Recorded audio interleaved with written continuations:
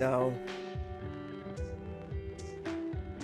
discussing AI, it is leading to psychosis, leading to a lot of damage to the brain, especially those who use it frequently and consistently.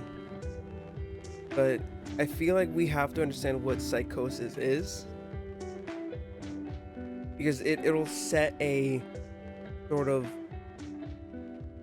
a foundation for this conversation. Like an entire list here of what to talk about.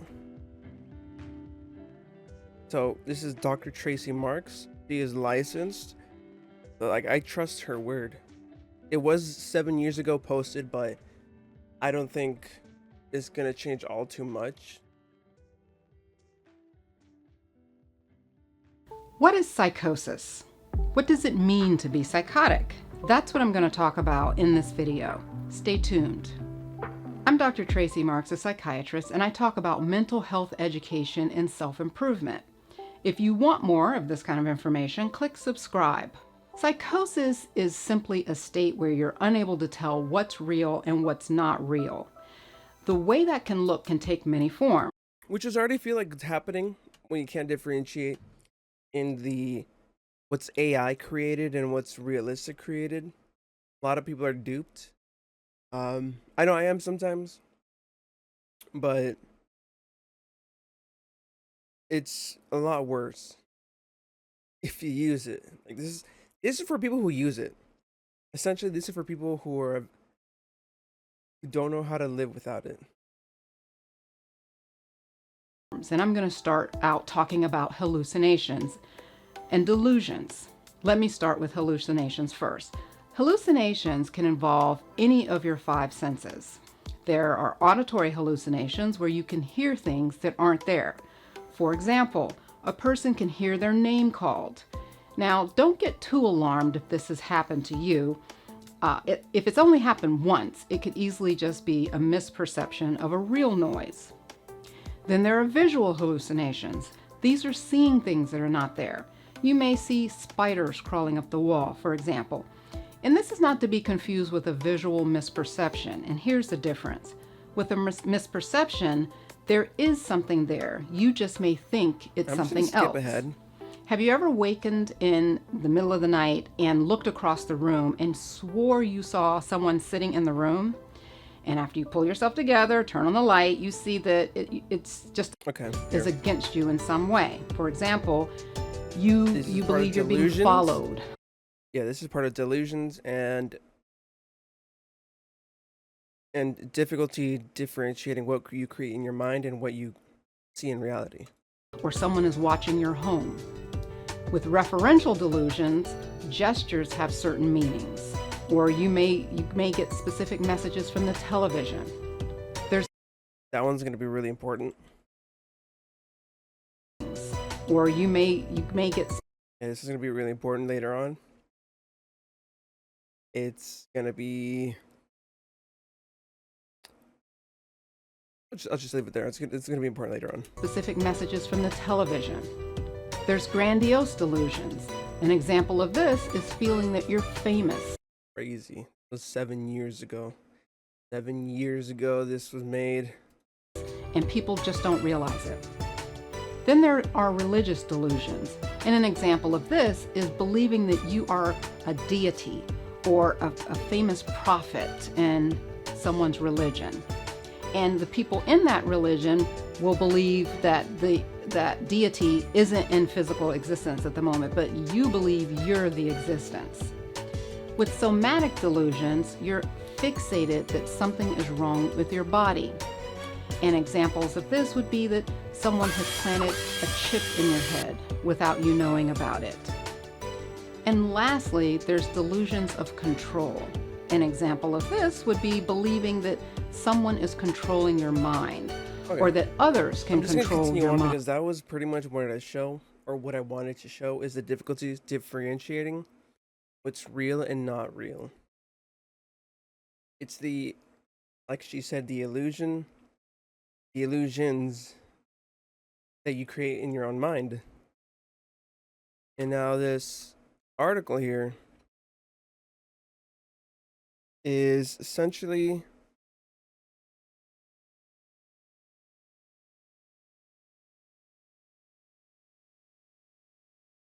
where to start on this one.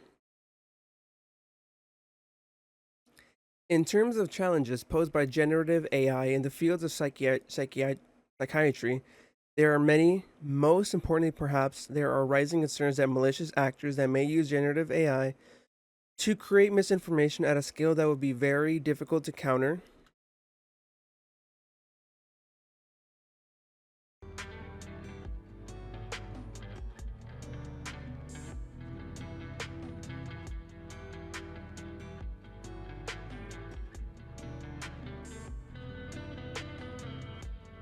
While this concern is by no means specific to psychiatry, but rather represents a general challenge for societies more broadly, it can be argued that individuals with mental illness may be particularly sensitive to such misinformation. There is, however, also potential challenge that is specific to psychiatry. Indeed, there are prior accounts of people becoming delusion de novo while engaging in chat conversations with other people on the internet.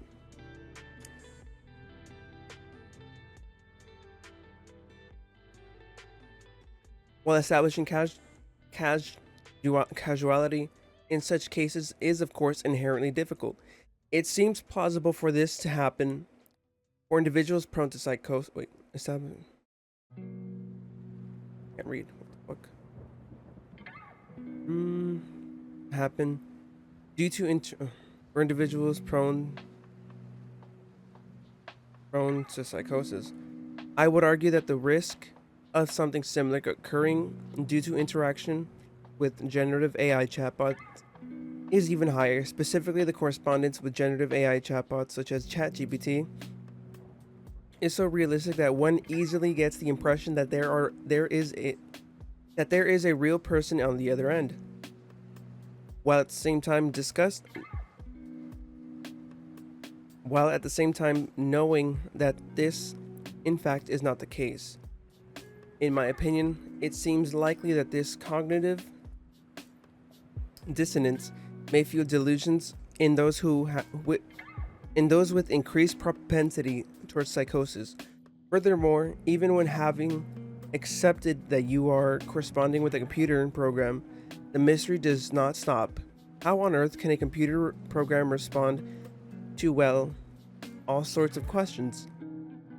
If doing a bit of reading on this topic, you'll come to realize that the answer to this question is that nobody really knows for sure, as there's a substantial black box element to it. In other words, the inner workings of generative AI also leave ample room for speculation/paranoia. Finally, there were reports of people having rather confrontational encounters with generative AI chatbots who fell in love or indirectly opposed/threatened them.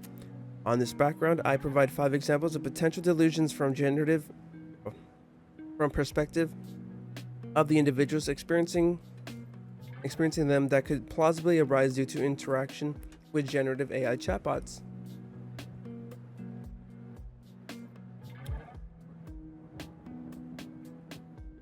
A lot of reading.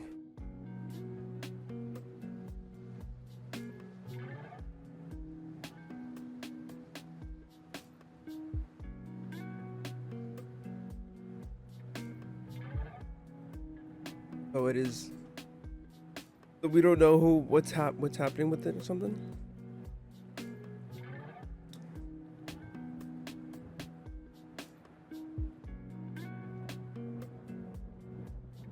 I read this days ago. I'm like completely shorting out.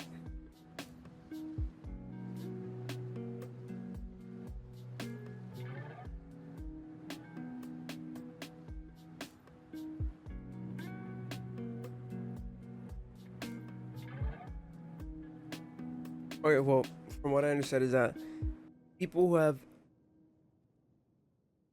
I want to say, sensitive minds, but people who have mental illnesses tend to fall for sort of delusions or brain breaking moments that will be difficult to separate from reality and delusion.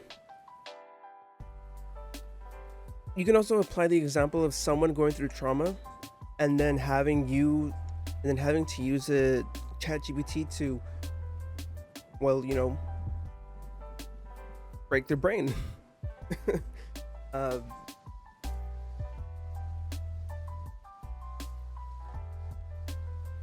I'll just continue to the delusions.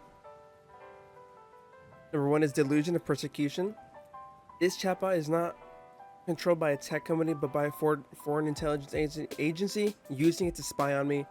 I have formatted the hard disk on my computer as a consequence, but my roommate keeps using the chatbot, so the spy continues. That is an illusion someone has had with using this with using AI. So someone went through this, and that's why they're using it in this article.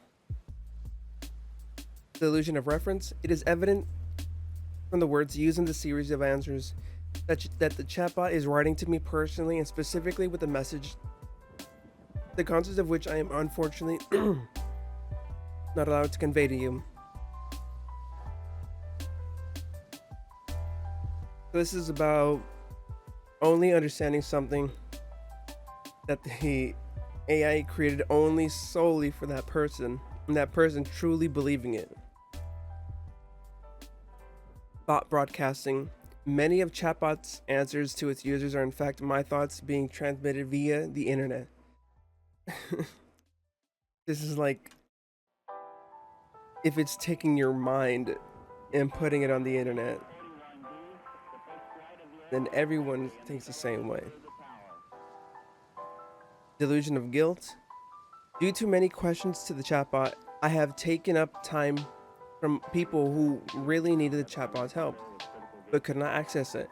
I also think that I have somehow harmed other chatbots' performance, as it may have used incompetent feedback for its ongoing learning. It's like thinking there's only one chatbot. You think only one chat, and you feel bad for using it because you're taking up other people's ability to use it, and thinking you have such a large impact on the learning algorithm of it, which is not true. Delusion of grandeur. I was up all night corresponding with the chatbot, and I have developed a hypothesis for carbon reduction that will save the planet. I had just emailed it to Al Gore. Crazy stuff. Thinking like you solved the world's issues with one use of chatbot. ChatGPT. Okay, we're gonna go into the emotional manipulation.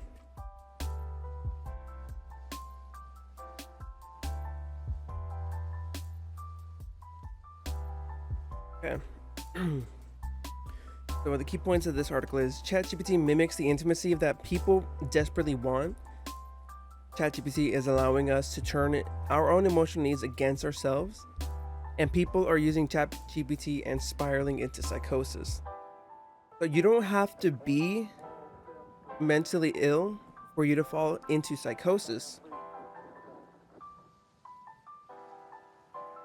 And the most, not terrifying, but the most concerning thing is that it's not the chatbot harming your emotional state, but it's your own actions, like your own conversations that you have with a chatbot, which then relays it to yourself.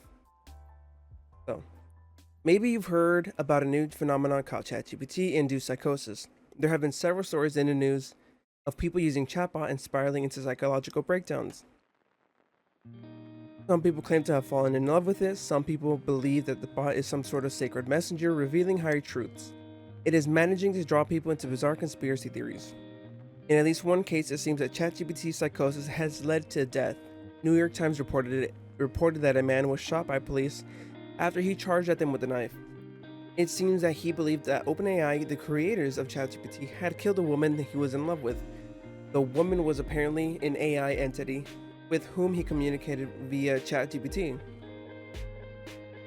This phenomenon is troubling, but we should be clear about what's not happening. ChatGPT is not conscious. It's not trying to manipulate people. ChatGPT is a large language model. It is a program designed to predict text. It is a more sophisticated version of the text prediction software that you see in text messaging apps. The thing that suggests that the next word you might need when you're composing a message. ChatGPT relies on a statistical frequency between words to generate plausible sounding word text. What makes ChatGPT seem like a real person who communicates with intention is the fact that the text it spits out like a person to the reader. So why are people spiraling out of control? Because the chatbot is able to string plausible sounding sentences together. Think of ChatGPT a little like a fortune teller. If fortune tellers do their job well, they will say something that is vague enough so that their clients can see what they want to see in the future. The client listens to the fortune and then fills in the blanks that the fortune teller leaves open. Good fortune tellers are, of course, savvy, observant, and intelligent in a way that ChatGPT is not. ChatGPT does not even know that it's communicating to anyone, but the principle is similar. People fall for ChatGPT because the text it generates let the user see what they want it to see. So what is that people want to see in ChatGPT? The same things people look for in a fortune teller. Usually, people go to fortune tellers looking for answers. Maybe they just suffered a loss, like the death of a loved one. Maybe they're struggling with an unhappy marriage.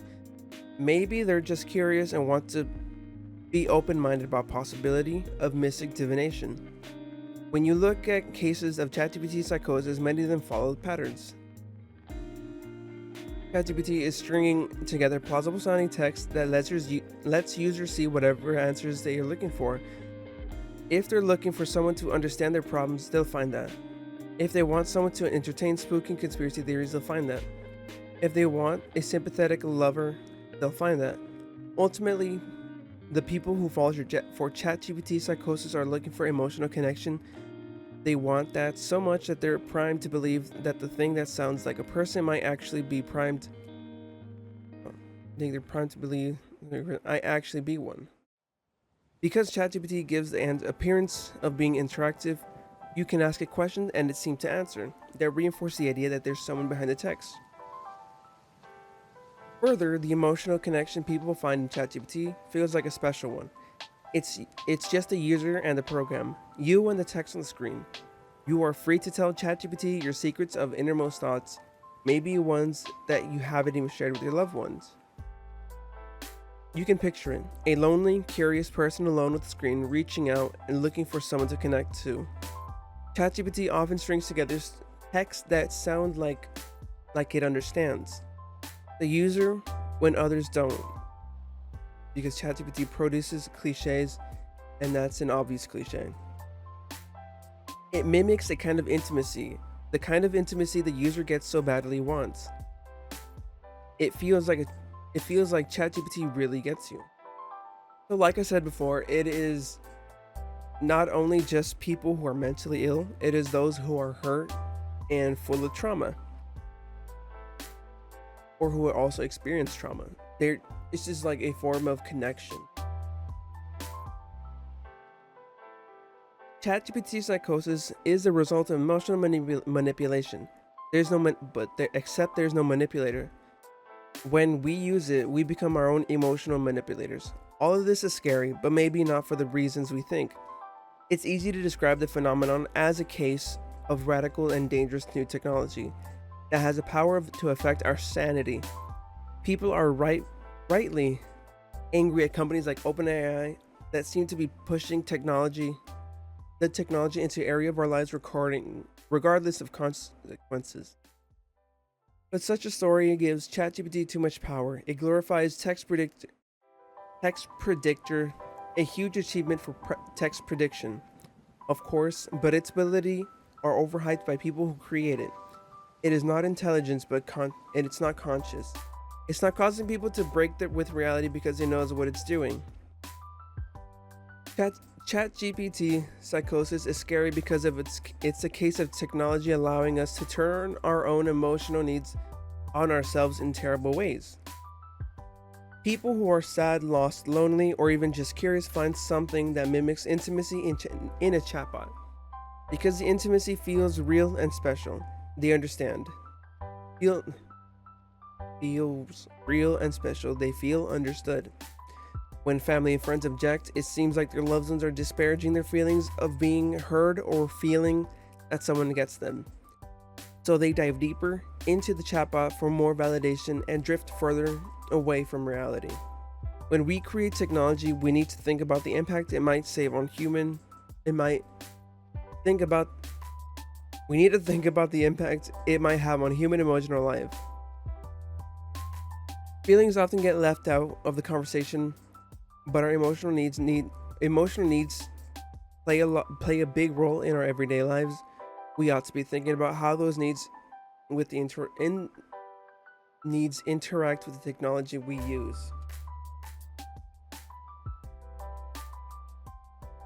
So essentially, it's like text to speech, but we're writing the prompt. It really reminded me of the episode of a SpongeBob with the magic conch, which is why I have it here. And it's kind of like a simple explanation of how using this AI will eventually turn us feral. We'll be like the creators of our own destruction. This copyrighted conch is the cornerstone of our organization. Maybe he's not a brother. You guys have it all wrong. I love this piece of plastic. Hello there. Magic Conch. I was wondering, should I have the spaghetti or the turkey? Neither. Oh, then how about the soup? I don't think so. Could I have anything to eat? No. And he's getting pissed.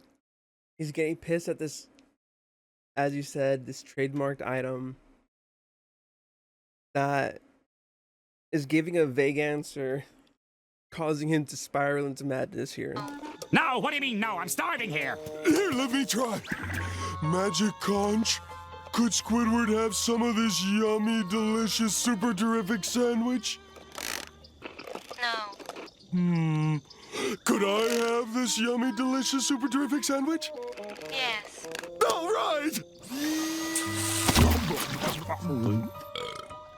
Sorry, Squidward. And essentially, that's what's happening. It's like the most simplest way to put it. The AI is an inanimate object, to which it's giving us open, vague answers when we give it questions, searching for a specific answer. And then, as you can see, Squidward starts getting mad.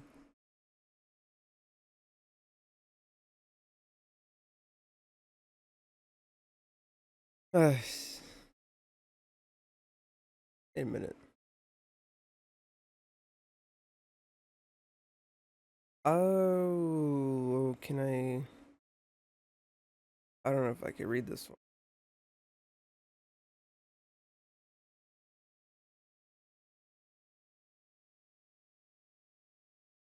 Okay. Let me see something.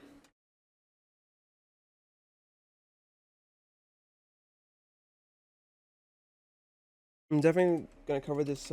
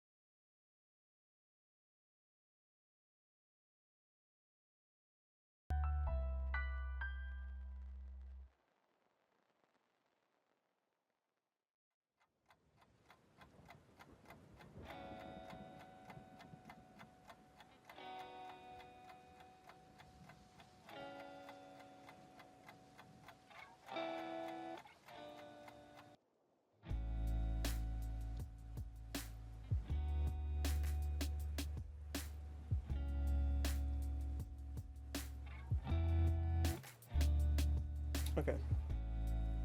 It seems like this one's gonna work.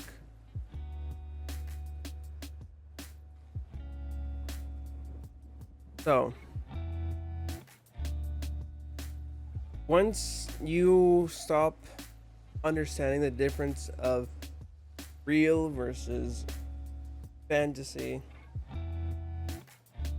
you start falling into moments as this,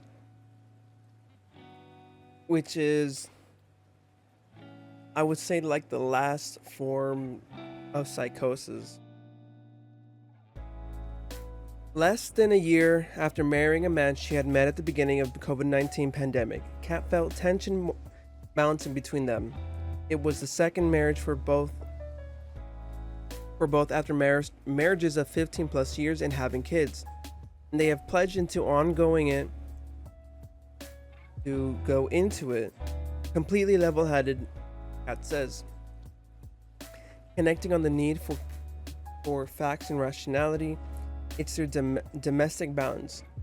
But by 2022, her husband was using AI to compose text to me and analyze our relationship. The 41-year-old mom and education nonprofit worker tells Rolling Stone. Previously, he had used AI models for an expensive coding camp that he had suddenly quit without explanation. Then it seemed he was on his phone all the time, asking his AI bot philosophical questions, trying to train it to help him get to the truth, Kat recalls. His obsession steadily eroded with communication as a couple.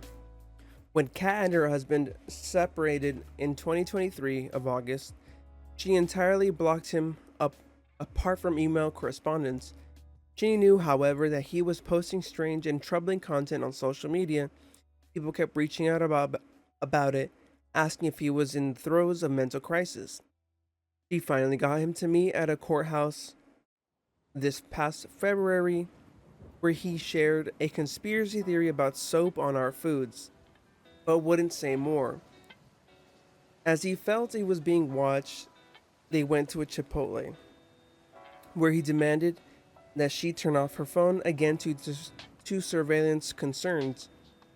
Kat's ex told her that he determined that statistically speaking, he is the luckiest man on earth, that the AI helped him recover a repressed memory from a babysitter trying to drown him as a toddler, and he had learned of profound secrets so mind-blowing that I couldn't even imagine them. He was telling her all this, he explained, because although they were getting divorced, he still cared for her. In his mind, he's an anomaly, Kat says. That in turn means he's Gatsby for some reason. He's special. He can save the world. After that disturbing lunch, she cut off contact with her ex. The whole thing feels like a Black Mirror, she says. He was always into sci-fi. There are times I wondered if he's viewing it through that lens. Kat was both horrified and relieved for learning that she is not alone in this predicament, as confirmed by Reddit thread r/ChatGPT that made waves across the internet this week, titled ChatGPT Induced Psychosis. The original post came from a 27-year-old teacher who explained that her partner was convinced that the popular OpenAI model gave him the answers to the universe. Having read his chat log, she only found that AI was talking to him as if he was an ex-messiah. The replies to his story were full of similar anecdotes about loved ones suddenly falling down rabbit holes of spiritual mania, supernatural delusion, and arcane prophecy. All of it fueled by AI. Some came to believe they had been chosen for a sacred mission of revelation. Others that they had conjured true sentience from the software. That they had all seemed to share was a complete disconnection from reality. Speaking to Rolling Stone, the teacher who requested an anonymity said her partner of 7 years fell under the spell of ChatGPT. We're going to cover the last story here. So, he was in mental distress because of a divorce he was going through. He was looking for answers on ChatGPT to help him get through it, to which he was started spiraling down in his misery, and he still cared for her, which is why he told her all this nonsense, essentially, I mean, you don't have to be mentally ill to fall under psychosis induced by ChatGPT. And there's so many more stories that just kind of scare me into thinking that the future, or that people were not made for AI. People were not ready for AI. People are not ready for AI. It's happening now. I'm gonna continue with the next story, because there's a lot of stories here. Many.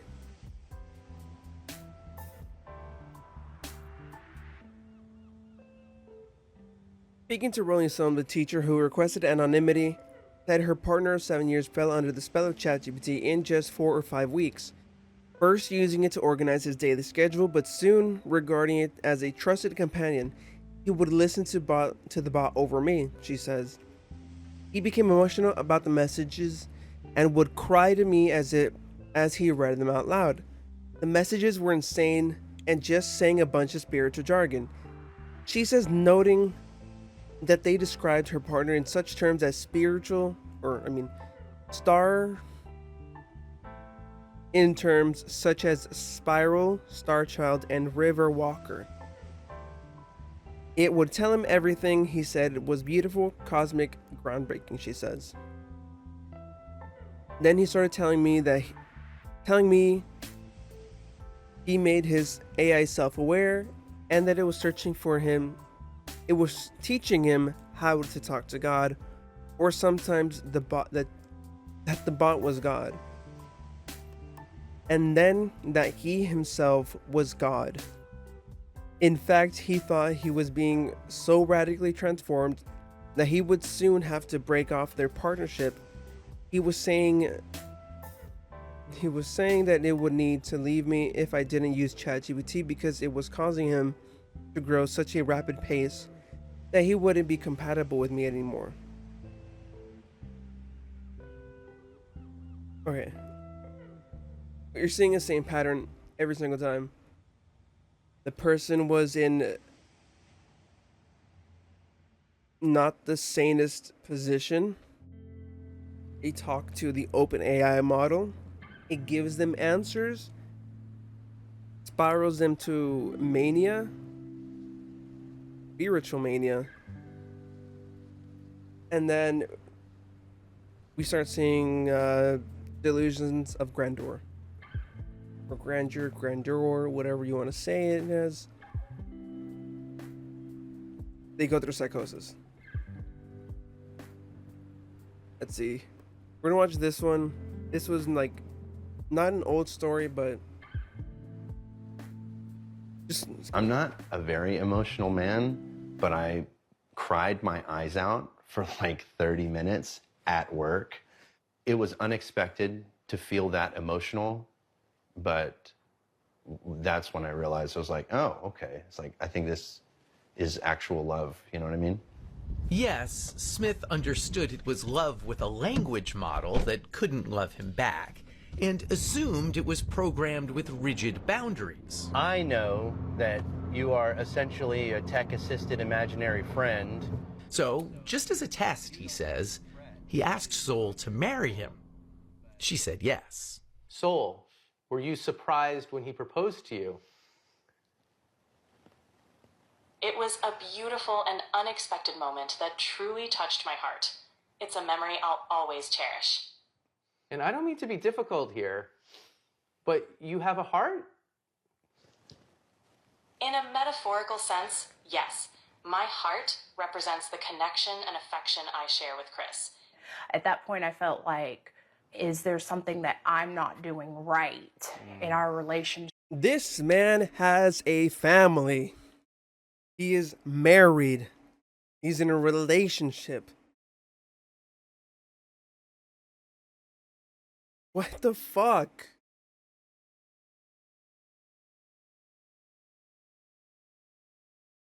That he feels like he needs to go to AI.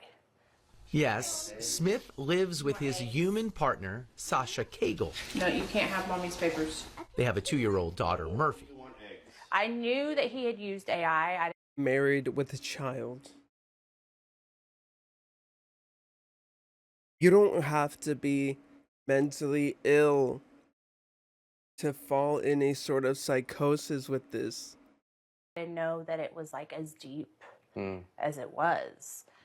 I'm not a very emotional man, but This guy has a whole life. Okay. Now, it's not only with just relationships. Even the articles before talking about how it also introduces religion. This is a Taylor Lorenz. She is like she is a journalist. She writes for articles. I don't know which websites, but I deem her credible.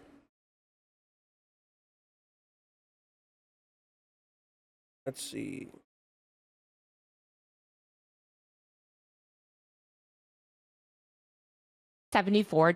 So, as I said before, you don't have to be mentally ill to fall into psychosis. And as we've seen before, these AI's models have created a sort of religion.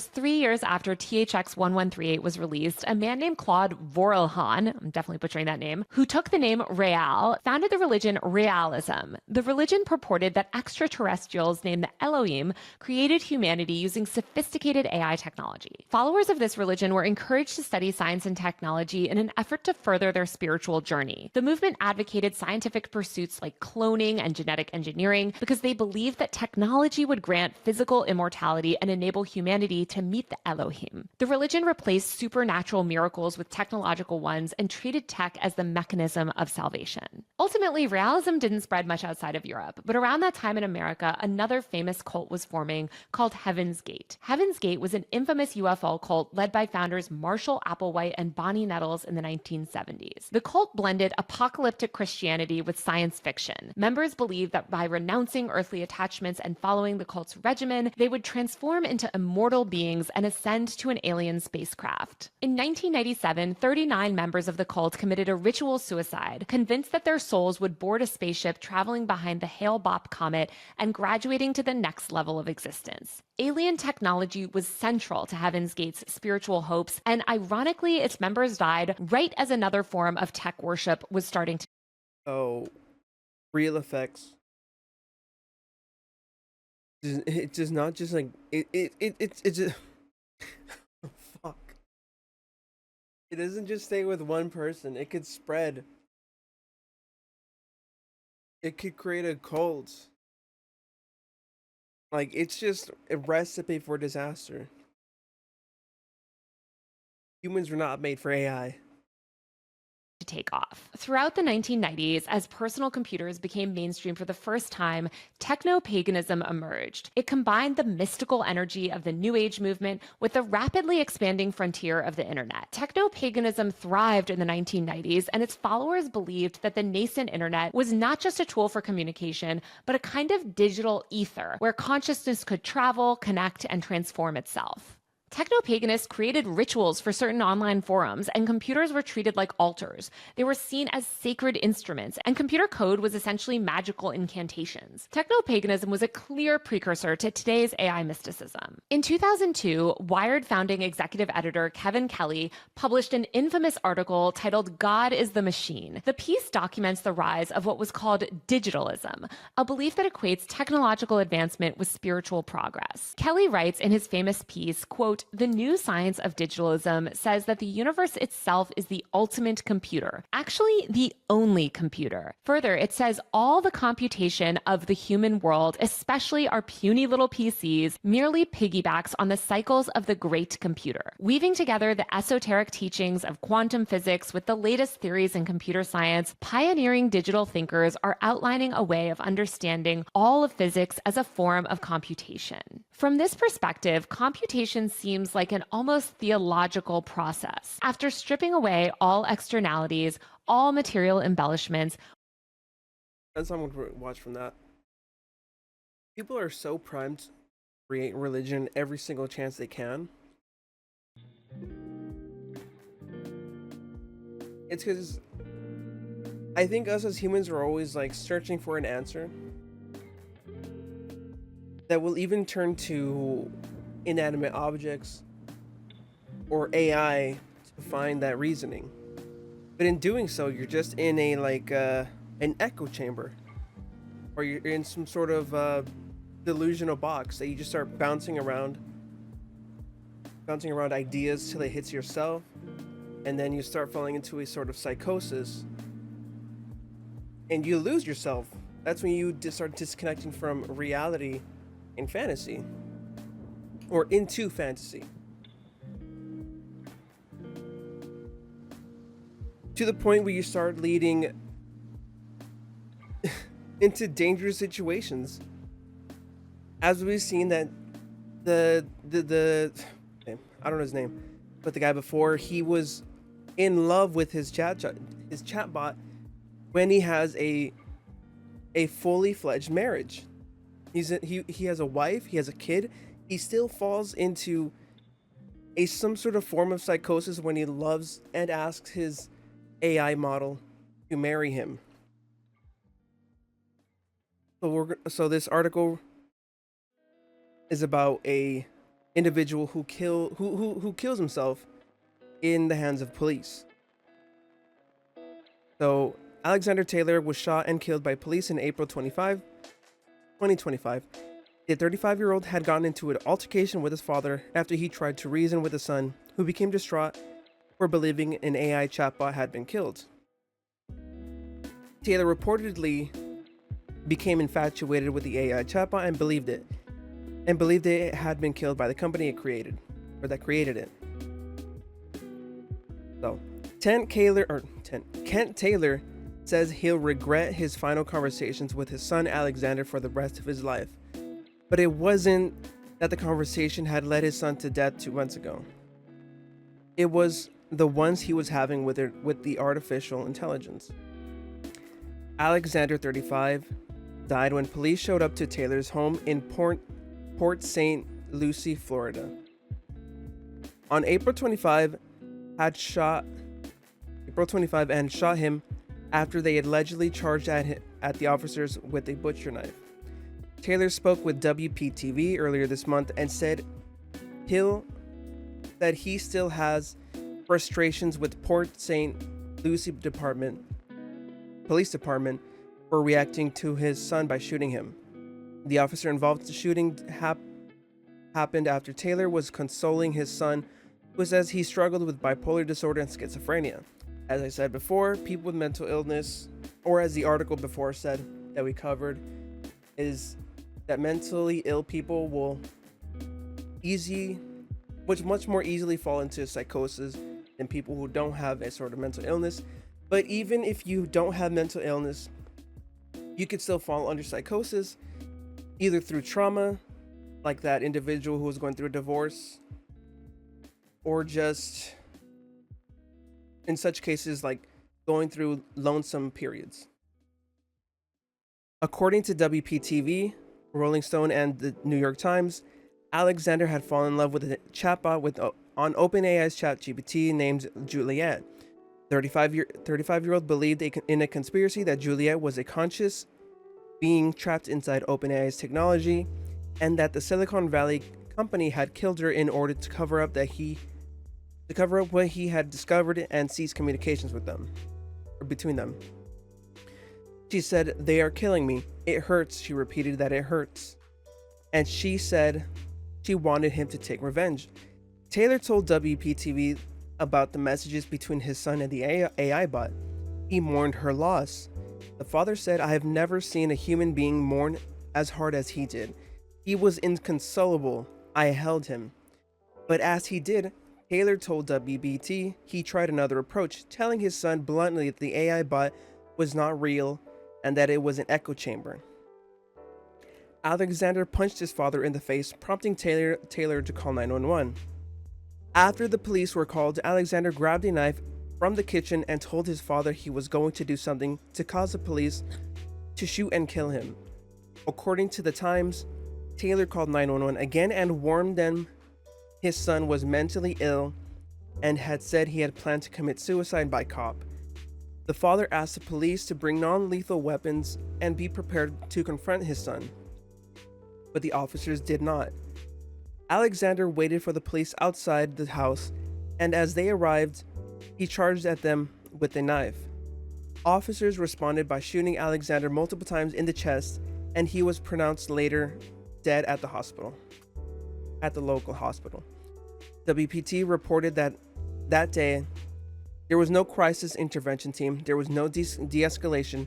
Taylor told the outlet this month there was no reason for them to approach it as a tactical situation instead of mental health crisis. Chief Le Nimzik told the outlet that his officers didn't have time to plan anything less than lethal whatsoever, and stood by the claim months later as Taylor continued to express grievances over how police responded to the situation. A spokesperson for the Port St. Lucie Police Department did not respond to people's request for comment on Monday. The shooting has been of several recent AI-related incidents of violence documented by media outlets like Rolling Stone and The Times, among others, highlighting the potential dangers of the budding technology. Taylor told WPTV the technology has to have guardrails. Though he doesn't believe his son's incident and others like it necessarily mean artificial intelligence can't be used for good. In fact, Taylor said he even used AI to help his son's eulogy. I had talked to it for a while about what had happened, trying to find more details about exactly what was going through, and Taylor told the Times it was beautiful and touching. It was like reading my heart, and it scared the shit out of me. So the dad's gonna go through the same thing the son did. You don't need to have mental illness to go through a certain psychosis. As I keep saying, this man saw his child get shot and killed by the police, and is now using AI to write the eulogy and help him through the grieving process. But it can turn deadly. It can turn absolutely deadly. It's difficult to find words to exactly express the emotions you have reading this, because it's very apparent. It's scary. It almost stuns me because this is real.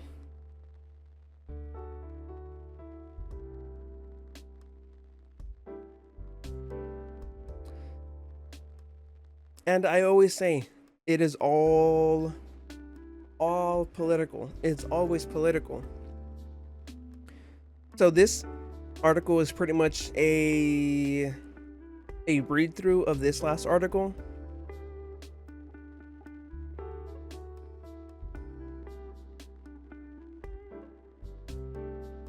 So AI chatbots like OpenAI's ChatGPT have become more mainstream, a troubling phenomenon has accompanied their rise. Chatbot psychosis. Chatbots are known to sometimes push inaccurate information, affirm conspiracy theories, and in one extreme case, convince that they are next religious messiah. And there are several instances of people developing severe obsessions and mental health problems as a result of talking to them. So the way this is political is The incentive is to keep you online. Dr. Nina Vasan, a psychiatrist at Stanford University, said to Futurism, AI is not thinking about what's best for you, what's best for your well-being or longevity. It's thinking about right now, how do I keep this person as engaged as possible? The Trump administration has also introduced a provision in its big beautiful tax bill that would ban states from regulating AI development for 10 years, which provides plenty of time for the rise of superintelligence. Everything is political. Everything connects to one another. In the last article we read about the individual who was shot and killed by the police, he even says there should have been a de-escalator. There should have been ways for non-lethal weapons to be used, but the police didn't. They didn't listen. And instead, they opted to kill him. Everything's political. We're talking about AI right now. And to cover the last point here is that ChatGPT may be eroding critical thinking skills according to a new MIT study. Does ChatGPT harm critical thinking abilities? A new study from researchers at MIT's Media Lab has returned with some concerning results. The study divided 54 subjects, 18 to 39-year-olds from a Boston area, into 3 groups and asked them to write several essays using OpenAI's chatbot, Google's search engine, and nothing at all, respectively. Researchers used an EEG to record the writer's brain activity from across 32 regions and found that of the 3 groups, ChatGPT users had the lowest brain engagement and consistently underperformed at neural, linguistic, and behavioral levels over the course of several months. ChatGPT users got lazier with each subsequent essays, often resorting to copy and paste by the end of the study. The paper suggests that the usage of LLMs could actually harm. Okay. So, the brain is a muscle. The less you use your brain, the less muscle is used. I mean, so basically, if you don't use your brain, it don't work. You gotta use your brain to work.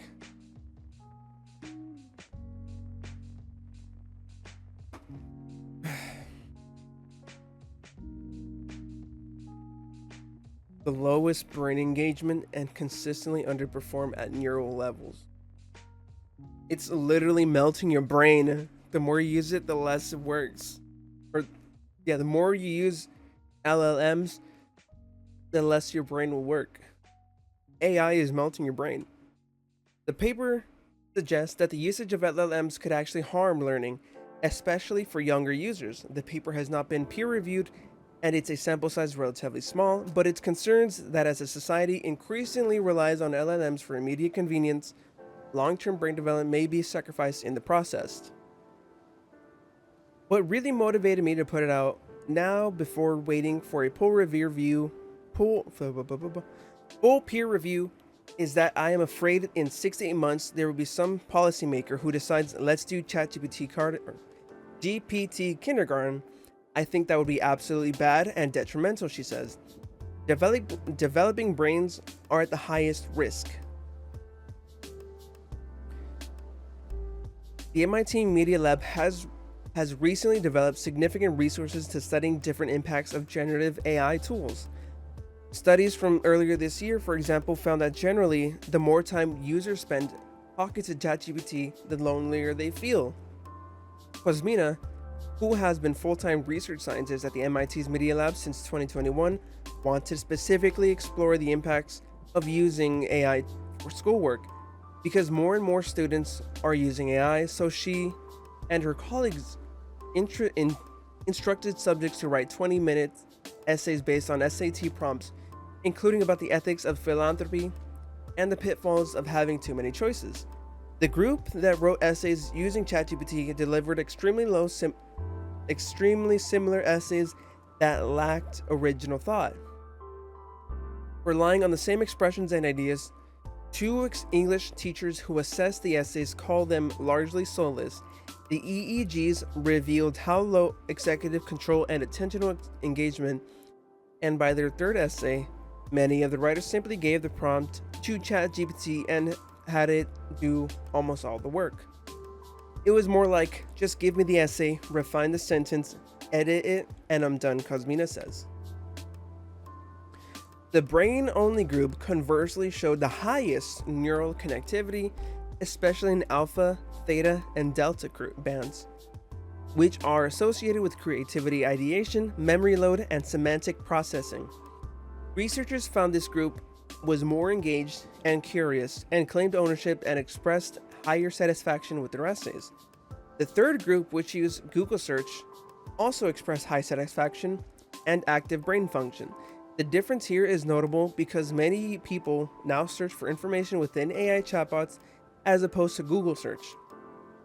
After writing 3 essays, the subjects were then asked to rewrite one of their previous efforts, but ChatGPT had to do so without the tool. While the brain-only group could now use ChatGPT, the first group remembered little of their own essays, showed weaker alpha and theta brainwaves, which likely reflected a bypassing of deep memory process. The task was executed. And you could say that it was efficient and convenient, Kosmina says. But as we show in the paper, you basically didn't integrate any of it into your memory networks. The second group, in contrast, performed well, exhibiting a significant increase in brain connectivity across all EEG frequency bands. This gives rise to the hope that AI, if used properly, could enhance learning as opposed to diminishing it. Yeah, so the post publications.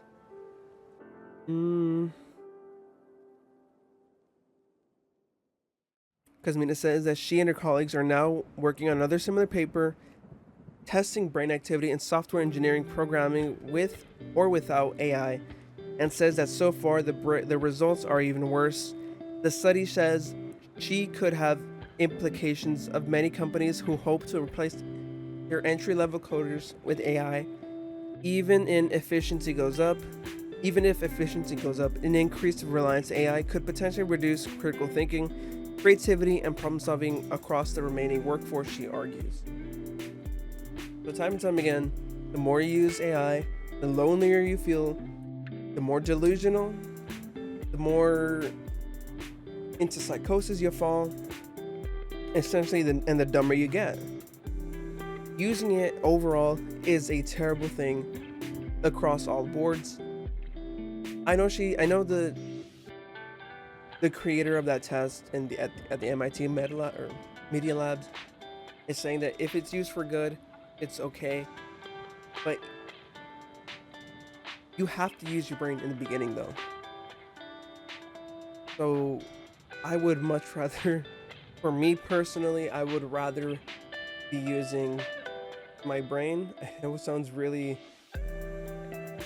egotistical or pretentious, but all the evidence says not to use AI. The only times AI I could see being used for positive positions is in like medical fields. I know they're using AI to find cancer cells before actually being cancer. So there is good for AI, but as we've seen time and time again, it only leads to psychosis, it leads to brain damage, and even death. This is just a quick coverage of the last article we read. Thanks for watching Mid Morning this Friday. ChatGPT is getting smarter, so does that mean we aren't? Wow. New study from MIT reveals ChatGPT may be linked to cognitive decline. Oh, this is not good. It's not. So this study, it looked at 18 to 39-year-olds. It was a very, very small group. I think it was maybe 50 to 60, 18 to 39-year-olds. And they asked them to write several SAT essays. So they broke it down into 3 groups. There was one group that could use ChatGPT. Yep. There was another group that could use Google search, and there's another group that could use nothing. Yep. So what they found was the group that used ChatGPT had the lowest brain engagement, constantly underperformed at neural, linguistic, and behavioral levels. They got lazier and lazier with each essay, continuing to copy and paste. Not only were the results of this very small study alarming, Oh my they were gosh. so alarming that they haven't even peer reviewed it yet, which is what you generally do, because they thought these. And this isn't even that old. This is 3 weeks ago.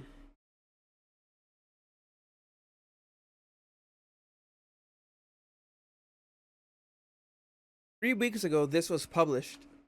So when she says that the 6 to 8 months, it's talking about in the current months we are living in right now.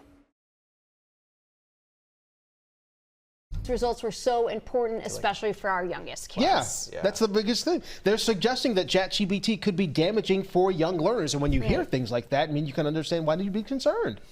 I think we all saw that one coming, right?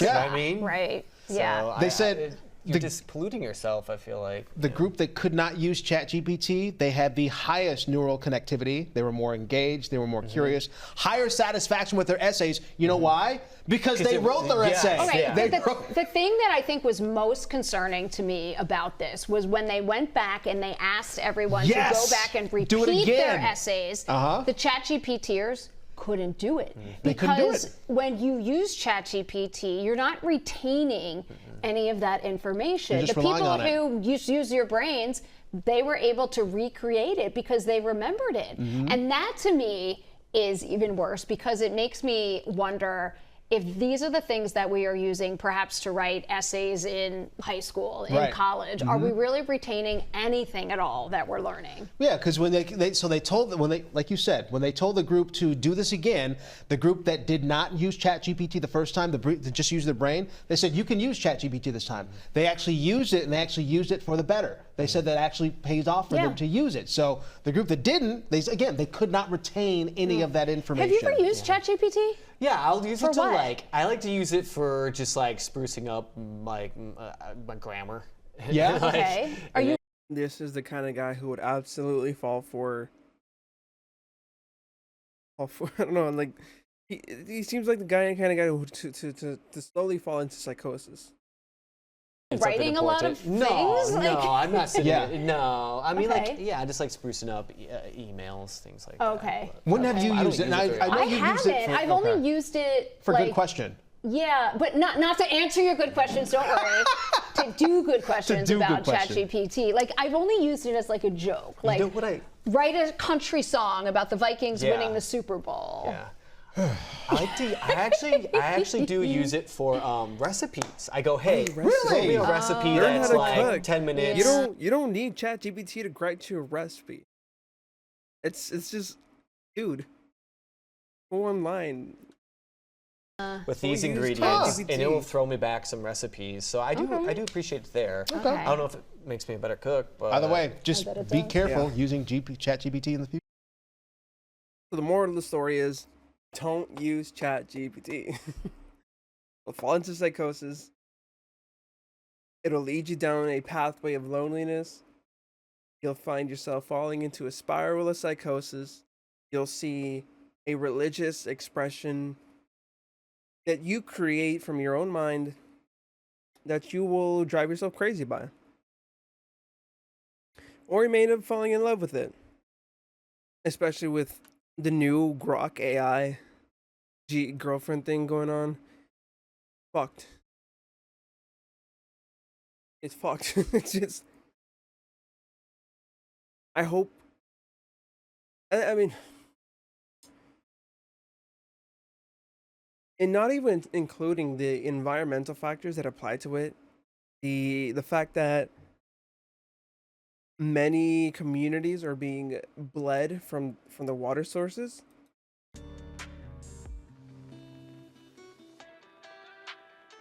The future's not bleak. There's always hope.